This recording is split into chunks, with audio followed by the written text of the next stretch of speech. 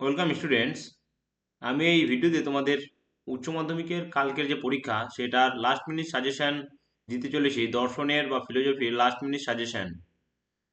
এই সাজেশনে তোমরা অনেকটাই পুরোটাই আশা করি কমন পেয়ে যাবে।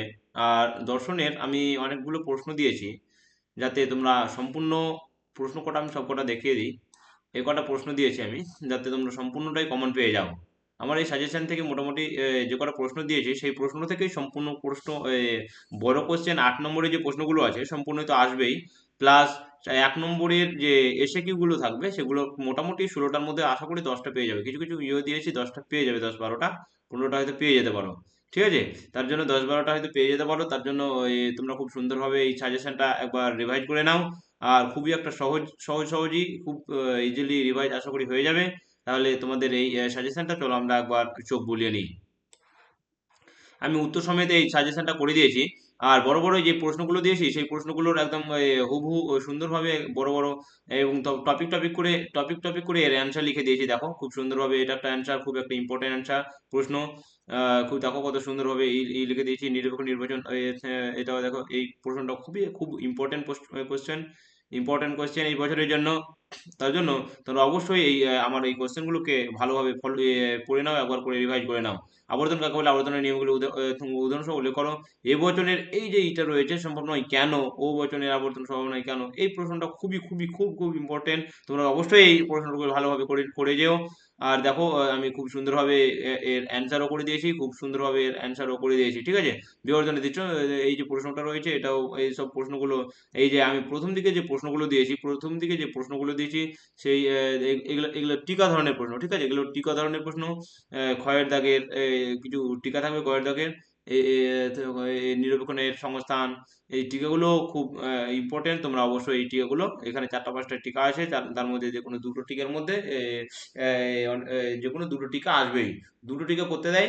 আর এখানে টিকা ধর্মী ধর্মী বা ব্যাখ্যা ধরনের যে কোশ্চেনগুলো রয়েছে ফিলোসফির আসবে, সেগুলো তোমরা সব এখান থেকেই কমন পেয়ে যাবে আশা করি। আর তোমরা যদি সারা সারা বছর লজিক প্র্যাকটিস করে থাকো তাহলে তো সে আরো খুবই ভালো কথা। সে লজিক তোমরা করতে পারো, যার যাতে বেশি মানে সম্পূর্ণ নাম্বারটা পাওয়া যায়। আর যদি না করে থাকো তাহলে হয়তো কোথাও ভুল হতে পারে, তার জন্য এইগুলো সুন্দরভাবে করে যাও। এগুলাতে তোমরা সম্পূর্ণটাই আশা করি ফুল নাম্বার পেয়ে যাবেন। তাহলে নিরূপণে সাধুপদ পক্ষপদ হিতুপদের কাজ কি, এই প্রশ্নটা খুব খুব খুব ভেরি ভেরি ইম্পর্টেন্ট। তোমাকে মানে অবশ্যই এই অঙ্কটা করে যেতে হবে, ভেরি ভেরি ইম্পর্টেন্ট।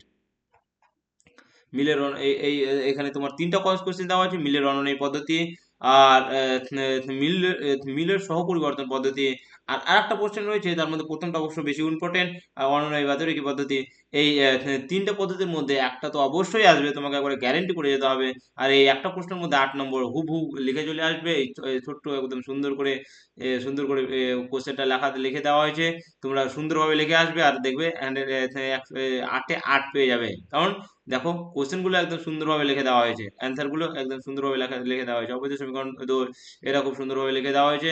আর দেখো এগুলো টিকা ধরনের প্রশ্ন, এগুলো এগুলো টিকা টিকা টিকা টাইপের প্রশ্ন, এগুলো করে যাও। মনন্দ উপমা, এখানে 5-7টা টিকা দেওয়া হয়েছে, তার মধ্যে তোমরা অবশ্যই দুটো টিকা পেয়ে যাবে। সহকর্মীকরণকে হিসেবে গণ্য করা জনিত দোষ, এটা বহুকরণ বাদ, এই প্রশ্নগুলো খুবই সহজ সহজ জায়গায়। দেখো কিছু ছোট প্রশ্ন দিয়েছি যাতে তোমরা সম্পূর্ণটাই অ্যান্সার করতে পারো। দেখো 10টা এখানে ছোট প্রশ্ন দিয়েছি, এগুলোর মধ্যেও আবার যেমন এই প্রশ্নগুলো দিয়েছি, উপরে যা প্রশ্ন দিয়েছি সেগুলো সব বড় বড় প্রশ্ন, আর ওগুলোই বেশি ইম্পর্টেন্ট।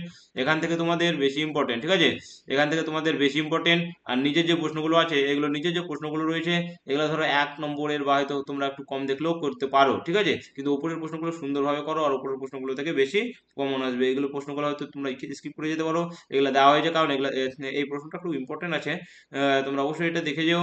আর এই প্রশ্নগুলো থেকে অবশ্যই তোমরা কমন, এই প্রশ্নটা খুব ইম্পর্টেন্ট, এই প্রশ্নটা তোমরা অবশ্যই করবে মাস্ট।